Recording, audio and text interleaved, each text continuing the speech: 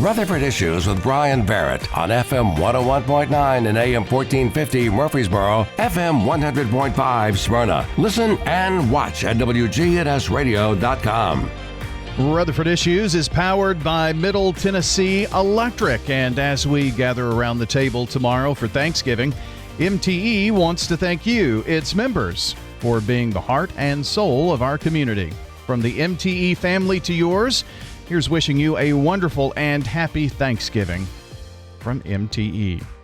Well, today, a very special guest on our Better Business Bureau Spotlight this morning. We are going to talk to Dan Bird, and Dan is with the Dan Company. So you must have named it after someone familiar, Dan, right? Yeah, very creative, very creative. Good to have you with us today. Tell me a little bit about what the Dan Company does. Yeah, thanks for having me on. I appreciate the opportunity to be here and represent the Better Business Bureau and what they do. The Dan Company is a residential renovation construction company. We dabble in everything from replace a window to build an addition for you, kitchens, baths, basically everything house. We do light commercial. We're a construction management firm. And we're about 15 strong and ready to go to work. Awesome. You know, that is a trade or, just a profession that seems to have a shortage almost. It used to have, my brothers and my dad, they were always in construction and could always do those very handy things. I am not. I can change a light bulb but to be handy, not so much so. And sometimes it takes a little bit to find the right person for that kind of job. Yeah, I'd like to glorify construction, but I really can't. Most of us end up here. We don't choose this path, but it's very rewarding. Talk to guys like Mike Rowe, Joe Rogan, all of your podcast guys. They're Charlie Kirk. They're all saying if you want to make money these days, go be a plumber. Yeah. And there is a shortage for sure. There's no plumbing school that you can just sign up for and go to that's easily accessible or readily available across the United States. But it is a noble service. People need help with their homes. They need to know that they can trust people to come in and do a great job. And they also need to know a pricing structure that works for them and that is competitive, that is also where do they go to find those pieces of information? The internet is strewn with false information and different market variations, and they take an average of the United States. And I think it's really difficult to be a consumer today in the residential construction market. And I would say that people need to do a lot of research before they pick their next contractor. Well, let's dive into that just a little bit and some of the ways to do that, because again, such a high demand for the work that you do. And, I think sometimes people feel like if they want to get something done, they're going to have to settle because you call one, well, we're busy, or we're 6 months out, or this type of thing. So what would you suggest to that person who maybe needs something, maybe not a renovation, but something done kind of fast, like a window repair or something of that nature? Yeah, so I think Nashville has gotten a few more handyman service companies. The best way to go about getting a quick repair is to call a company and ask them if they do what we call a service call, and make sure that they have crews that are available and they're not working on large projects. Now, we serve the small projects if people want us to do them as a courtesy and a revenue generator and sort of keep us busy. We love the larger renovations, of course, Sure. for obvious reasons. It's what we got into business for. But so a quick renovation, you're going to go to Angie's List, you're going to go to house.com, you're going to go to Thumbtack, any of your basic service provider lead generation platforms will do that. I encourage you to check the Google reviews, check reviews, and when you get a call from a a company, just go ahead and go check them out as well. Don't rely on what the platform has as a representation of what they are. And of course, the Better Business Bureau, if you go to gobbb.org, there is a place there where you can search for businesses, look for accredited businesses. From there, you can also, ask for quotes to come right to your email or however you'd like to get those. So that's one way to do that. But, that would be one part of how to find a reliable contractor. Dan, what would you suggest to people who are looking maybe to do that larger renovation, to redo a bathroom, for instance, or something of that nature? Yeah, so if you're going to be looking for anything larger, say a whole room renovation, like you said, a bathroom or kitchen, you're going to want to start early. If you want to do it next spring, I'd start looking for a contractor now. The process takes a while. You've got to you should call 3 or 4 guys, gals, get them out there, get estimates, research their companies, check their reviews, really, really do your research. The way you would buy the way we would buy a nice pair of boots on Amazon. You'll search through, 50 to 100 I just did this for my wife, so for her birthday, so it's top of mind. I searched for these hundreds of pairs of boots. I looked for the reviews, then I read them. Too tight, run small, run big.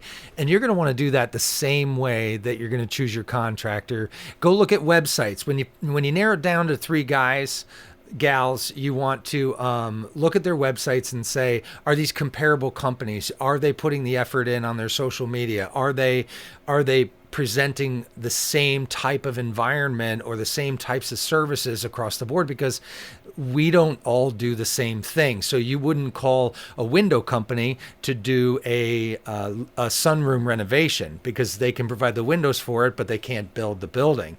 And then there are companies that can build the building, but will ask you to go do. There's just no standard. So it is up to you to do some research and figure out what you're getting yourself into. And I would start early. We've got Dan Bird from the Dan Company joining us today as we talk about looking for that right contractor for whatever you're looking to do in terms of home renovations. Are there specific questions that maybe we should have in the arsenal here to ask when we're actually in that process of talking to a contractor, just to make sure things are on the up and up and they're experienced in what you're asking them to do? Yeah, so I like this question the most. When you're doing a bathroom renovation, a kitchen renovation, each county's different, but most of them require some sort of permitting.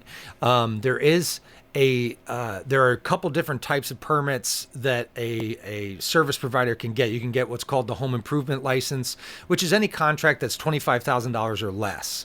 And there's no real policing of this, but you wouldn't want to hire. It wouldn't be in your best interest to hire a firm or service provider that only has a home improvement license to do, say, a $200,000 addition. They're not covered. They're not bonded in the way that the city likes to see professionals line up their ducks. And so what I would say is that the best question you can ask your provider if you're doing a project over $25,000 is, hey, and I like people to play a little dumb on this one. I want them to say, hey, do you think I need a permit for this? And how would I go about getting it? And when you word it that way, you're going to get a pretty honest response from the contractor. And what I've heard in the past is that some will say, you don't need a permit. Yeah, I was just thinking the same thing. And that's typically the one that you'll just count out. Hey, we're not probably going to work with that guy because, anything over $25,000 is probably going to require a permit. Almost everything that you do electrical requires a permit. Anything structural, it's basically anything, any major plumbing, any electrical, any structural, that's when you're going to require a permit. And that is a really good litmus test of the person that you're talking to, whether or not they have the proper documentation, the proper insurances, and the proper backup that's going to protect you in the ways that the Better Business Bureau would like us to operate as businesses. So, Dan, having a list of questions would be one thing that you would want to do prior to meeting with a particular contractor. Are there some other things that we need to do before we have that face-to-face meeting to be prepared? Yeah, absolutely. So I would definitely go online and Google what questions should I ask my contractor. I think our chat bots, our AIs are really impressive now and will give us a good overview So I would prepare a list of questions. When you do that, it also lets your contractor know that you're serious. The job becomes very appealing. It becomes something we want to go after because we're about to work for someone who cares. They're going to be invested in the project, and we can see that as a benefit to us. You want to put that list of questions together, and you're basically interviewing them. Like there are certain industries that people don't think they need to interview for. And I would say your real estate agent, you should be interviewing 3 people, your architect, 3 people, your interior designer, 3 people, your contractor, 3 people, any employee, 3, you want to be interviewing for that job because you are going to be basically living together for a few months.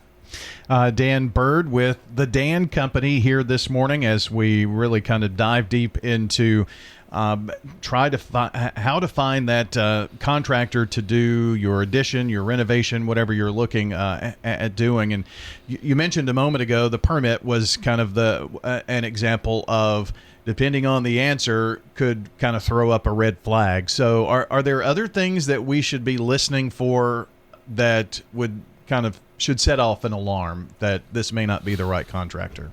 Gosh, I think the permit one is the one that stands out to me the most. Over promise, under deliver. If a guy says he can do your bathroom, guy or gal, excuse me. Sure. If the contractor in front of you says they can do the bathroom in 2 weeks, it's going to be a red flag. Like, we don't do bathrooms in 2 weeks. It's not a thing.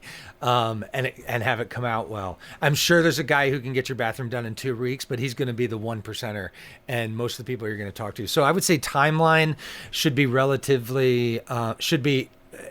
you should adhere to what they say and decide if that is a reasonable timeline for you based on your research for whatever project you're doing. Like, we're not building a garage in 3 weeks. We're building a garage in 6 weeks. And so maybe timeline is a good one to pay attention to. Pricing, getting a ballpark figure from your contractor. If they can ballpark it, that means they have some experience in the estimating field. So I think that if you can get a ballpark, that's important. I think it is also important to remember that, we're not selling used cars. And so it's good to let your contractor know what type of budget you're working for, as long as they start the conversation first with a number. Hey, how much does it cost me to do a kitchen? And I would say that, kitchens can vary, but assume that what we're looking at is a $60,000 to $80,000 kitchen. And the contractor comes in and he says, it's a $20,000 to $30,000 kitchen. Then they start that conversation. They throw out a number, and then you start talking about your budget, because there are different levels of renovation that you can do. There are different products that you can use, and it's not all about the materials. But a contractor's, if they're worth their salt, they're trying to work within your budget. And if you tell them, listen, I'm in a $50,000 hard stop for the kitchen, then you want to say, okay, well, here's what we can do for 50.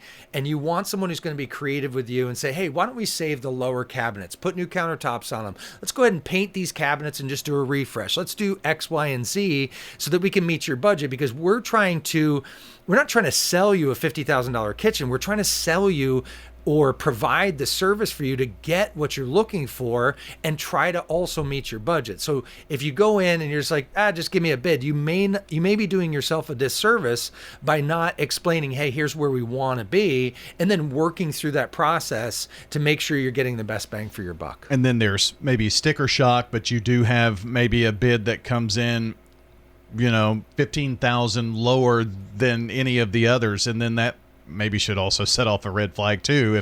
If you have 4, estimates and 3 of them are within, a few thousand of each other, and then there's one big deep discount, maybe that could be a red flag too. You never know. I think that's a really good point. We should all be wary of the outliers. Again, I can go to my Amazon women boot search and realize that a pair of boots for $29 is probably not, although it looks exactly like the $100 pair, is probably not the boot that's going to last the timeline that I'm expecting. Most certainly.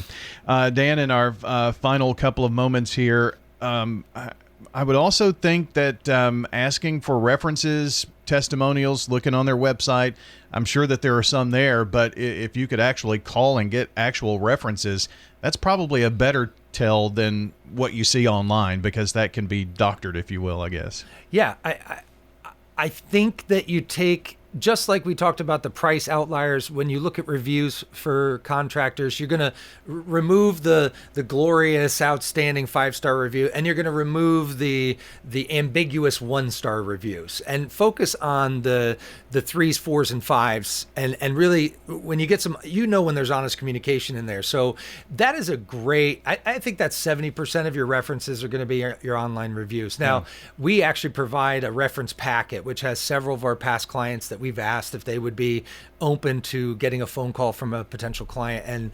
And so, yes, I think references are big. I think the online presence is big. And again, it's all about discerning the outliers and those things that maybe didn't go as well or went almost too well.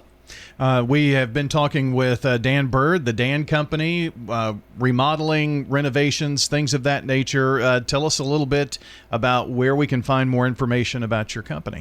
dancompany.net. Google us. We are in the greater Nashville area, surrounding counties. Have tools. We'll travel.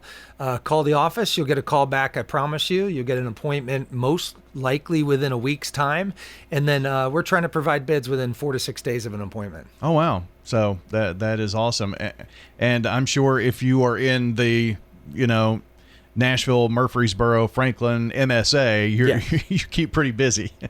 Yeah. That's a big, wide county area, but there's probably a lot out there. And just last real quick, if you've already kind of said this, I guess, if someone's thinking about maybe a springtime or summertime renovation, addition, something of that nature, now's the time to really be thinking about that and making some calls. Yeah, most counties are now requiring us to have a significant amount of drawings, architectural plans. So even if you're talking to your contractor, you should be talking to your bank for your financing options or talking about your financing options. And you should also be talking to an architect, interior designer in order to draft those plans, because you could go, I want to do a kitchen, and then you realize you're not going to start that kitchen for 4 months due to plans, permitting, availabilities, getting bids back. It's a process. So starting early makes sense. Very good. Well, Dan, it was great having you here. Thanks for coming in today. It's been my pleasure. And I appreciate you plugging the BBB where I forgot it there. They've been really good to us for many years. Yeah. And we're grateful to be a proud member. Accredited member of the Better Business Bureau. Dan Bird with the Dan Company joining us today here on Rutherford Issues. dancompany.net. Pretty easy to remember, right? DAN, dancompany.net. You can find out more information online. Thanks so much for joining us today. Remember, we'll have the podcast of the show up shortly after we wrap up here. So if you missed part of the conversation, came in a bit late, you'll find the podcast at WGNSradio.com under Rutherford Issues.